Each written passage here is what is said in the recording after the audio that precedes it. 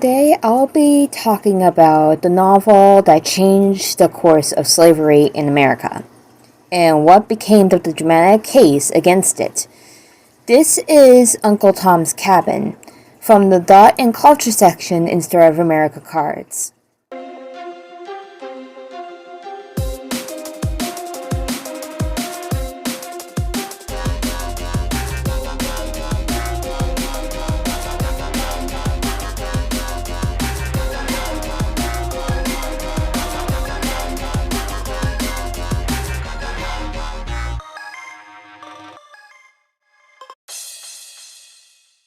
Uncle Tom's Cabin, also called Life Among the Lowly, is an anti-slave novel by American author Harriet Beecher Stowe.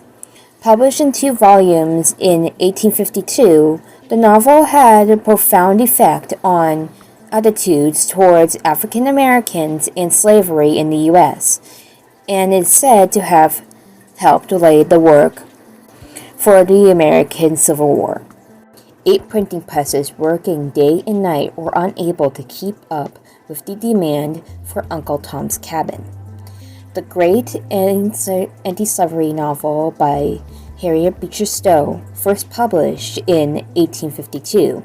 After being refused by one publisher, the book sold 300,000 copies in its first year alone, making it by far the most widely circulated document in the anti-slave movement.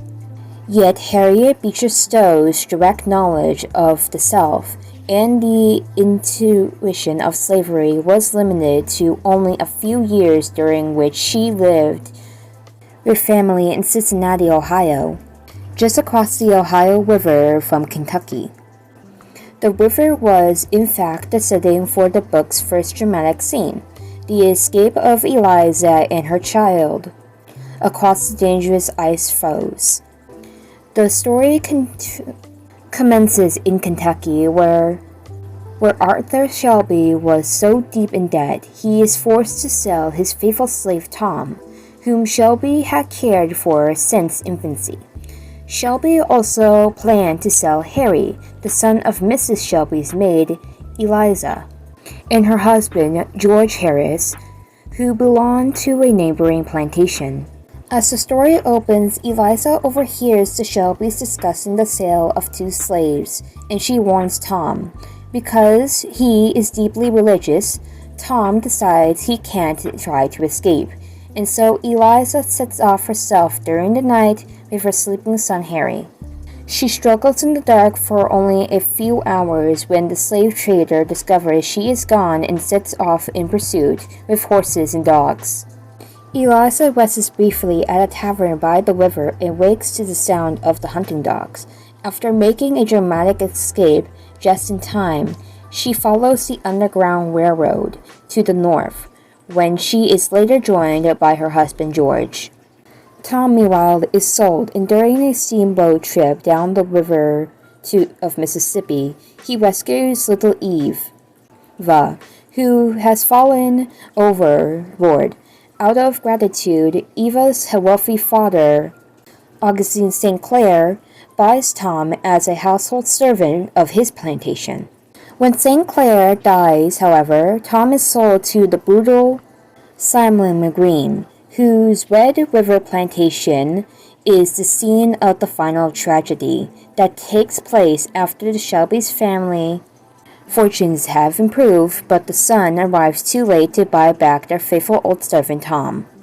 It was a story filled with evangelical piety and melodrama, laced with humor. And while Miss Stowe claimed in partly she made all the worst characters in the book Northerners, the South forbade circulation of her work, probably because it dramatized the cruelties of slavery more efficiently than any other book in history. Uncle Tom's Cabin has exerted an influence equaled by few other novels in history. Upon publication, Uncle Tom's Cabin ignited a firestorm of protest from defenders of slavery who created a number of books in response to the novel. While the book excited praise from abolitionists, the novel is considered an influential landmark of protest literature.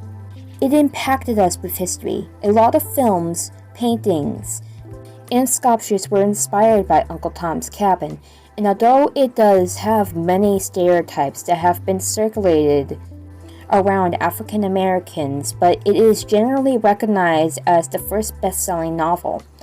Uncle Tom's Cabin greatly influenced development of not only American literature, but also protest literature in general, despite it being undisputed called a blend of children's fable and propaganda.